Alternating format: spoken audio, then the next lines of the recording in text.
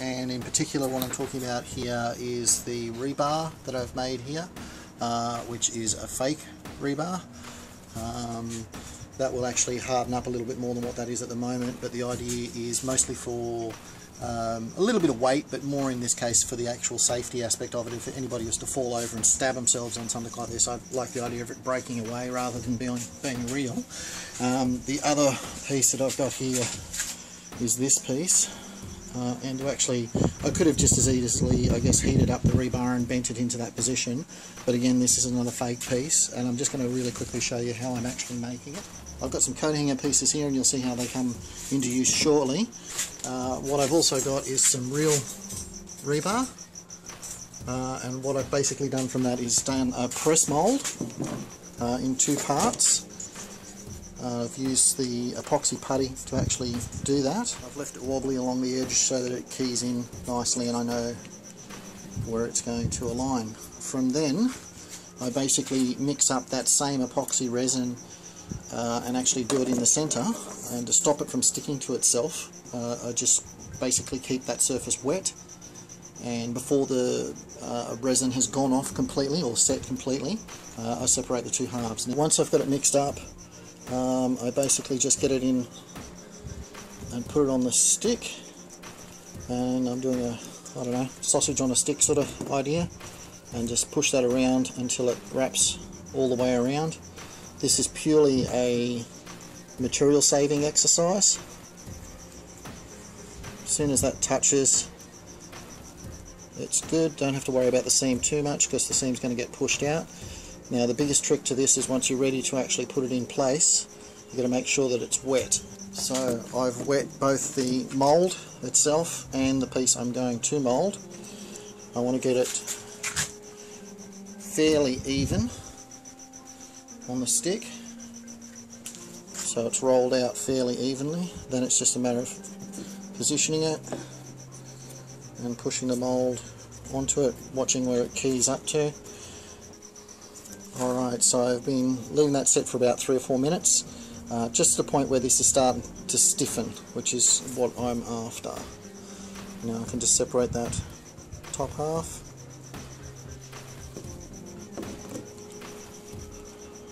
Whilst it hasn't quite gone off, it still maintains a little bit of a rubbery sort of feel to it, so it's actually quite easy to actually cut these flashing bits off before it's completely cured.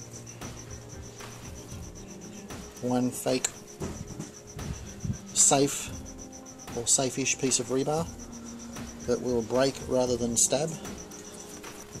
Once it's set, I'll just use a screwdriver to poke a hole in roughly where I want it to go, and then it's just about clicking it down into place.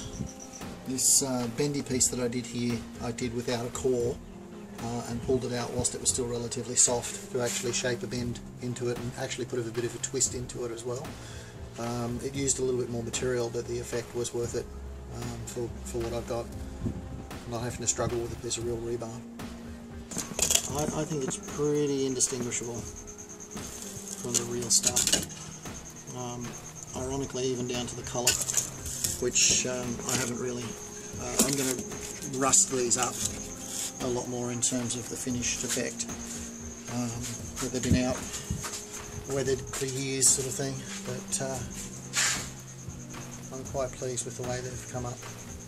So whilst I've been waiting for glue to dry and that sort of stuff, and paint to dry and such, I've also been working on casting, or doing the first cast for the skull that I modified. I've used the paint-on method. We're starting with a thin silicone and then going up in progressively thicker layers to actually build it up to a thickness that is good enough for the actual cast. The jaw piece has been strong enough that it supports its own structure, so there's no issue with that one. With the skull, I've just made up a mother mould in the plaster bandage to go around that. So this is me demoulding for the first time just a plaster of Paris skull. I've gone for this one in a solid piece. This is the one that the Terminator's foot will probably stand on, so it needed to have a bit more structural strength.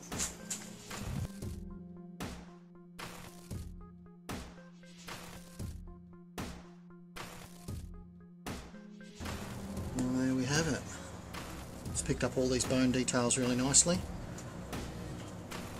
Bit of bubbling here sort of thing, that's the top surface sort of thing where I poured it in. So again, if I'd have poured it a bit more on an angle like that, or slush the mould a bit better, I'll remember that for next time. But this one's going to be sat that way anyway, so yeah, pretty happy with that. That's not too bad at all. The jawbone came out really well as well, so I'm quite pleased with those. Ironically, the jawbone will probably end up broken up anyway. And yeah, pretty successful cast. So I thought I would show you a couple of extra weathering techniques. The one that I'm actually using with this is based on wax, aged beeswax. I've got a big chunk of it here.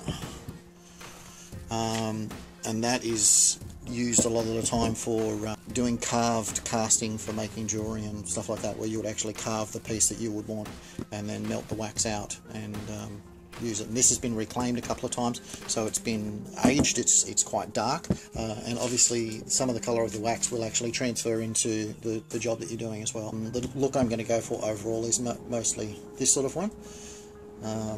That still needs a little bit more, but it's getting there.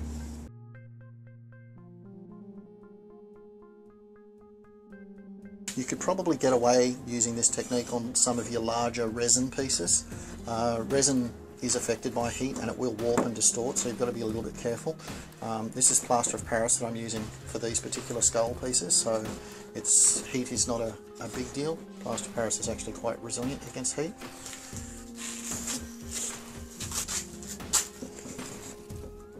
You start to get the real effect with this once you actually start removing wax.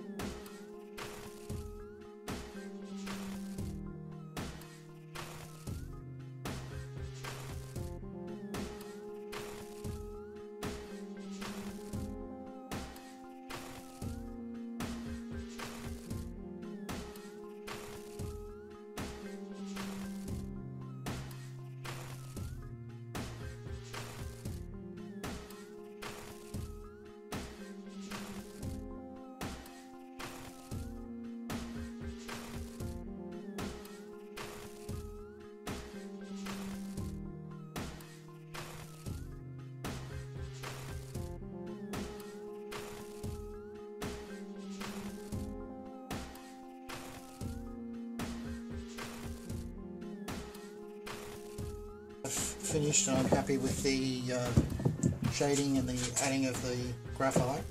I'm just going to wave over the surface again, which is just temporarily going to melt that wax surface, which will put final seal on the surface and stop it from smudging off. Will also eliminate any tooling lines that have been left behind from when I've wiped it.